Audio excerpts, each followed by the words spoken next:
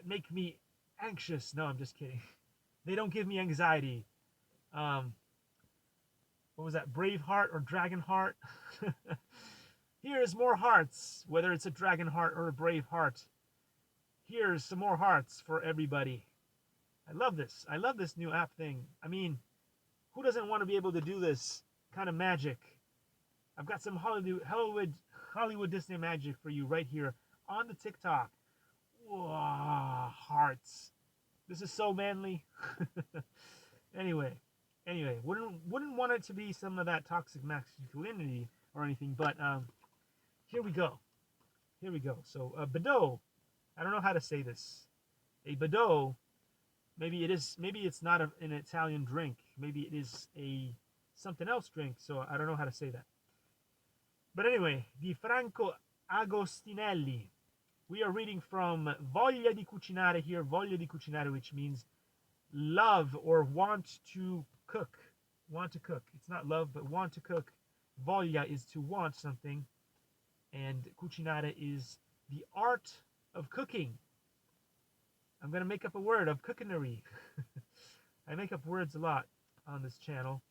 Classici e esotici. So classic drinks, but also exotic drinks.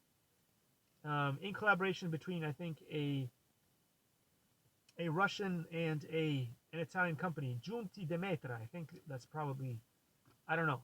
Don't quote me on that one. You can do your own research. Google it. Amazon Alexa it. Do what you will with it, but do something. Let's see. Sharp page 45. Awesome for joining us here on the live stream. It is so cool to see you all here. Thank you for joining. So we're gonna do the Bordeaux. I don't know how to say it. Anyway, it says 4 decimi Carlos Primiero, 2 decimi liquor Galliano, 2 decimi crema di latte, 1 decimo amaretto di Saronno, 1 decimo crema di banana, noce moscata.